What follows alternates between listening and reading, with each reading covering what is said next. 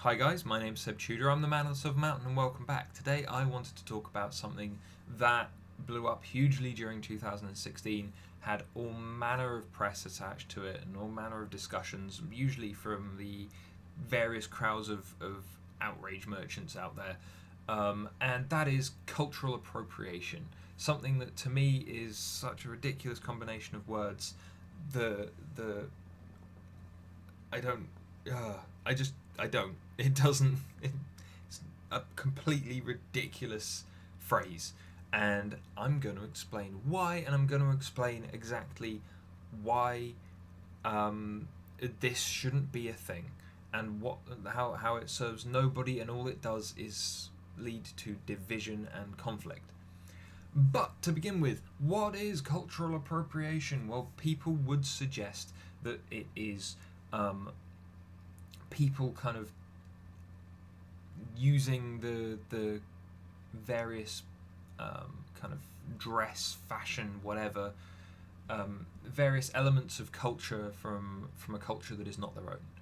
And firstly, the fact that you'd be saying that people can't do whatever they want, wear whatever they want, and so on and so forth, within reason, obviously, of the law. But if you're literally trying to divide people on those grounds, then that makes absolutely no sense, especially in the Western world, where we're living in possibly more multicultural settlements than has ever occurred in the history of man.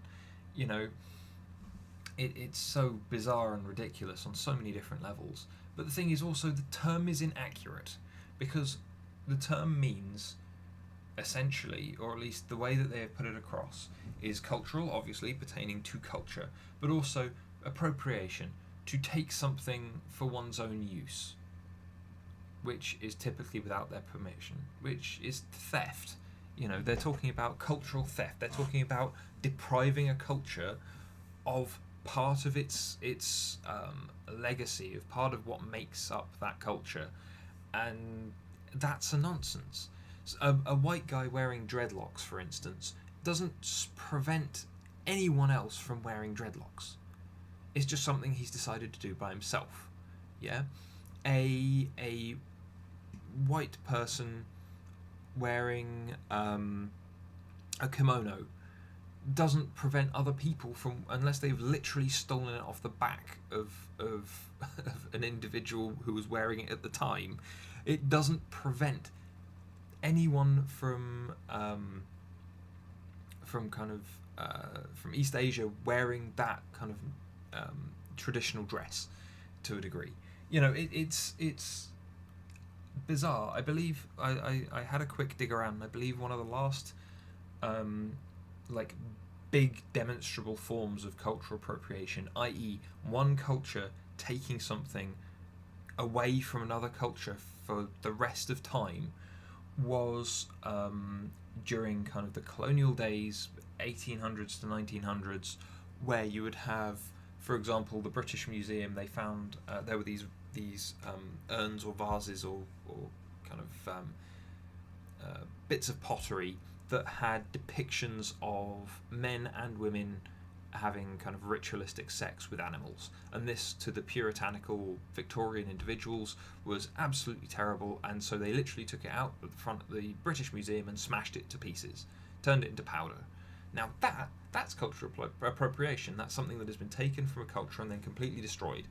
Yeah, no access to them whatsoever. The same goes with various artifacts that have been taken and moved around and so on and so forth over however many thousand years that those kind of trades have been going on.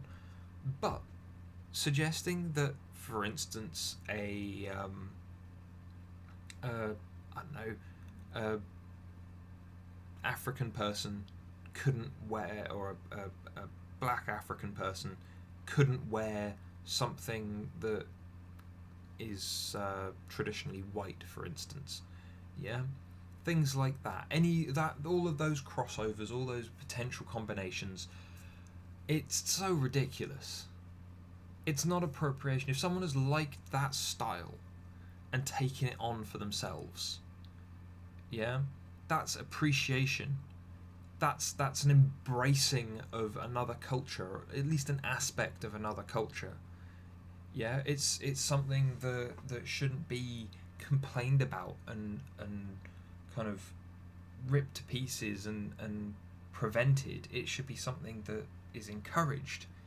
Yeah, if anything, because it just stands that if someone has taken that part of that culture on themselves, then it's a demonstration of their support. It's a demonstration of their acceptance of that culture as part of their day to day. Even if it's in a very, very minor way, like a haircut or something, it's something that stands out as an integration, as an acceptance, as something useful. But obviously, that isn't the way that it is taken in a lot of instances, and whether on both ends of the spectrum, the left more liberal side and the right more conservative side, you have people complaining about this form of appropriation or this form of adoption and appreciation on both sides.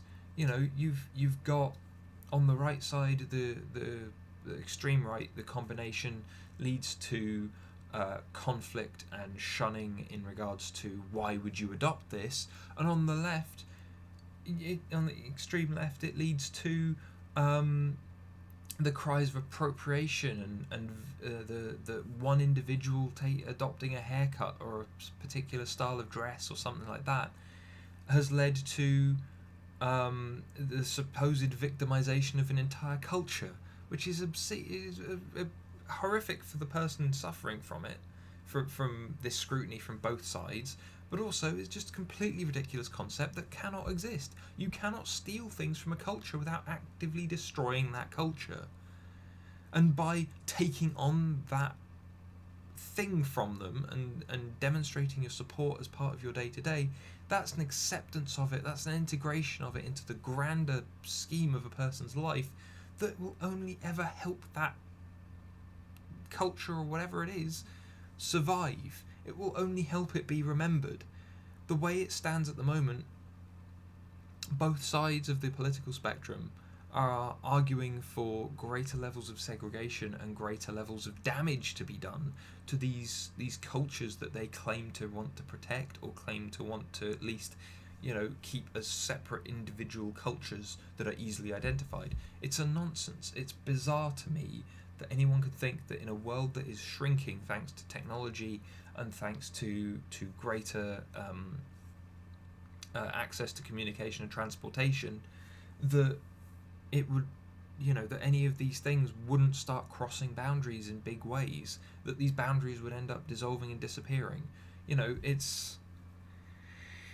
It's bizarre and nonsensical, and the appropriation itself, as put forward, doesn't actually exist. But again, it's a thing for people to gang up on others and with and be outraged with. So how do I suggest we deal with this? The same way that I suggest we deal with all manner of these issues. Normalise it, just accept it. Let every person do their own thing. As long as they are obeying the law and they are not harming anyone else in doing it, then leave them be. Simple, straightforward. And if it comes to that person taking on those things, allows you a greater insight into how those things work, what they are, and broadens your horizons and expands your knowledge base, then that's only ever a good thing, isn't it?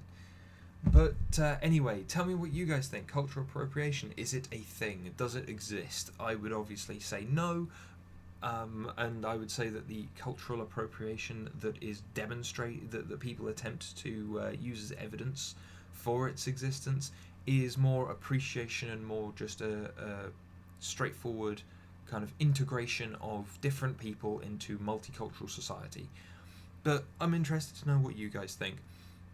If you found this video at all interesting, or something that you think other people would find interesting that please like and share so I know to keep making them. And otherwise, please subscribe for more, and I'll see you in the video tomorrow. Take care, guys.